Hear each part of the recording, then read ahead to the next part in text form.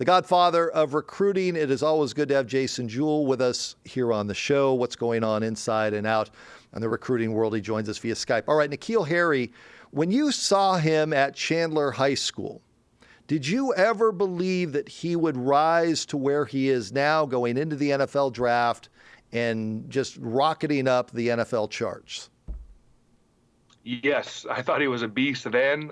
He's a beast now, and he's going to be a beast in the NFL. I love N'Keal in high school. Was obviously my top receiver back in the day when I was doing the evaluations, and I couldn't be more happy for him. So he had a great career at Arizona State so far. Okay, let's go down the list of recruitment, things that are going on. Ben Finley last week makes the commitment to North Carolina State. Did this surprise you?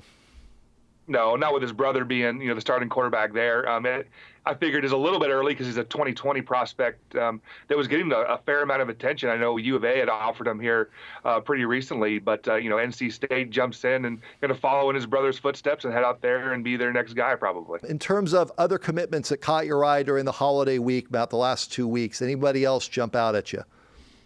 Yeah, I think Nevada got an absolute steal in Jalen Williams, a big wide receiver / safety, outside linebacker type out of Shadow Mountain High School.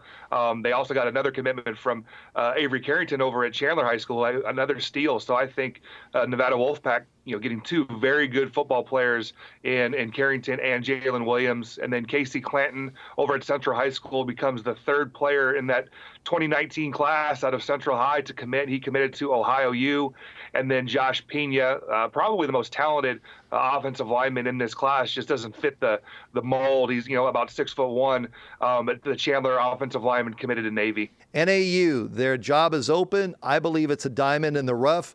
Charlie Ragel's name is all over it. He is currently an assistant coach at Cal.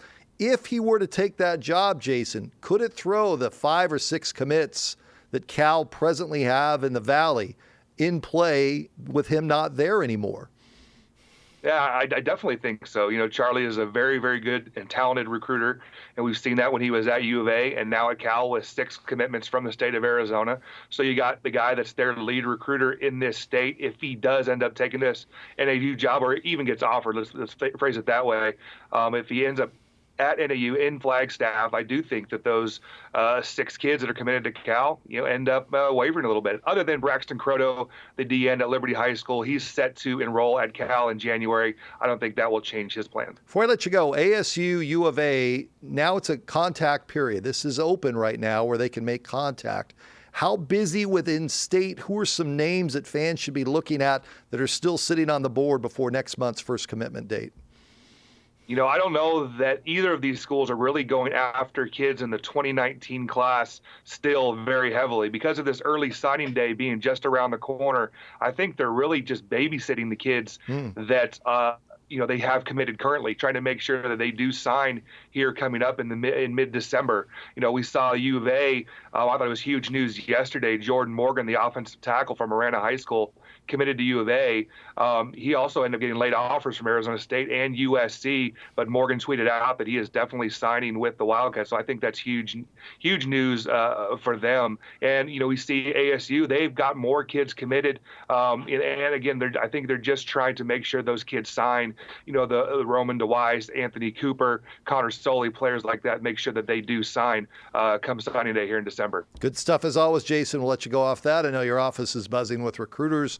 There's Jason Jewell. As always, thanks. Thank you, Brad.